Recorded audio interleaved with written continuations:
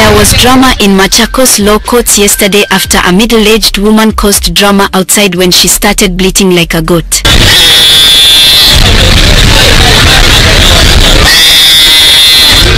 The woman, who is a suspect in the murder of her child, had attended the mention of the case where she was to testify.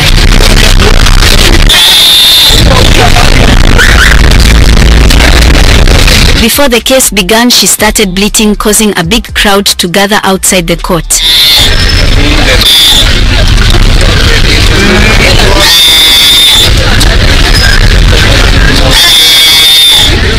The bleating attracted many onlookers who were passing by at the court, who said they had never seen anything like this. In the case, kama alikuwa ameletwa kwa sababu ya kesi ya mbuzi na kondoo, anavaa hiyo kitu angekubali mapema ili asifikie hiyo kiwango. Kama ni mtu ametoa jasho yake akitafuta vitu kama hizo mbuzi, ng'ombe na zingine, mtu hafai kuchukua kitu akule jasho ambao sio yake. Hiyo sio mzuri. At least mtu alidhike na ile yake amevanyia, ile ametolea jasho, hata Biblia inakubali hiyo.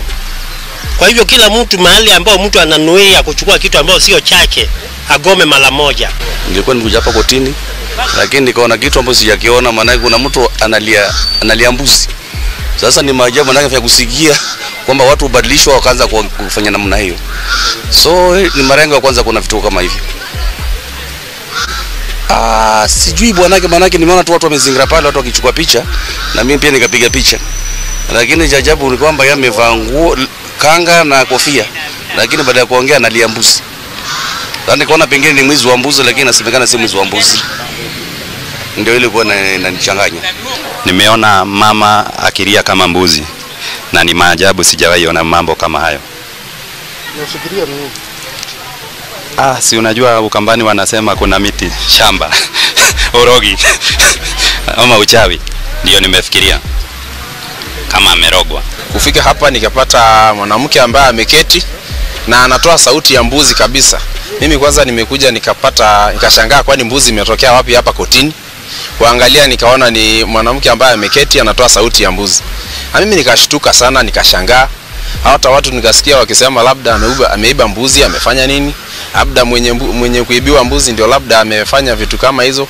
Baadaye nikasikia labda na hajaiba hiyo mbuzi. Na mimi nikashangaa sana. Nikashangazwa hata hatujaelewa ni nini kinaendelea. Nimekuja pita zangu, nikakuja nikapata mama amekaa na huku analia mbuzi, analia kama mbuzi. Nimeshangaa sana kwa sababu ni mara yangu ya kwanza kuona mtu akiitana kama mbuzi. Mimi nilikuwa nafikiria labda ameiba mbuzi, baadaye nikasikia watu wamesema hajaiba hiyo mbuzi. Alikuwa tu amekaa hapo chini ni kulia tu.